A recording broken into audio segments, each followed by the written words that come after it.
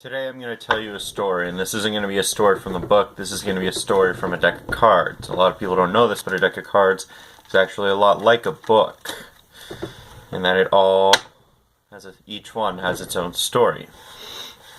And this deck of cards story is the story of the 4 carnivorous, card-eating Cannibal Kings and the 3 peace-loving aces. Now, the Cannibal Kings got together one day. They made a very tidy list of all of the aces that they were going to eat.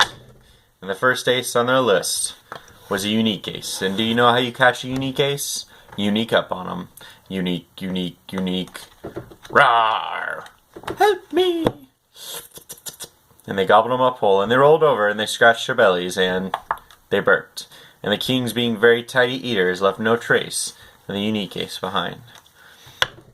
And now they went back to the jungle, and they went after the second ace on their list. And the second ace on their list was a tame ace. Do you know how you catch a tame ace?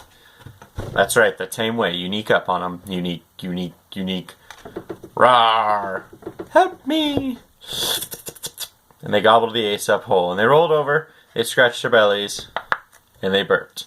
And of course the kings, being very tidy eaters, left no trace of the tame ace behind. Now, the kings got so hungry that they entered a feeding frenzy. In an effort to jump on top of the food, they jumped one on top of another. And then they went after the third and final ace on their list. And the third ace was a blind ace. And you know what? This poor guy never even saw it coming. Rawr! They rolled over. They scratched their bellies. And they burped.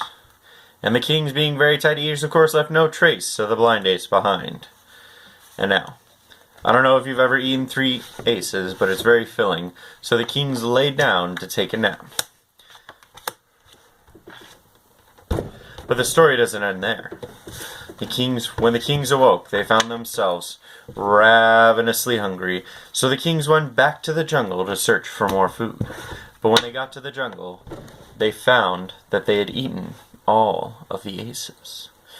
So the kings started to cannibalize themselves. It started with the king of spades, who laid down to take a nap, and who was then cannibalized by the king of diamonds. You could hear the bones crunching as he devoured him whole. And then, being a very tidy eater, he left no trace of the king of spades behind. Now it went to the king of diamonds, who was cannibalized by the king of clubs, and you could hear the bones crunching as he ate him whole. And of course, being a very tidy eater, he left no trace of the king of diamonds behind. And the king of clubs laid down to take a nap, and he was pounced upon by his arch nemesis, the king of hearts. And you may be asking yourself, what happened to the kings? What happened to the aces? Well, if you cut open the king of hearts, that's a pun by the way, in his stomach you will find not only the 4 other kings, but also the 3 original aces. And that's the story of the Cannibal Kings.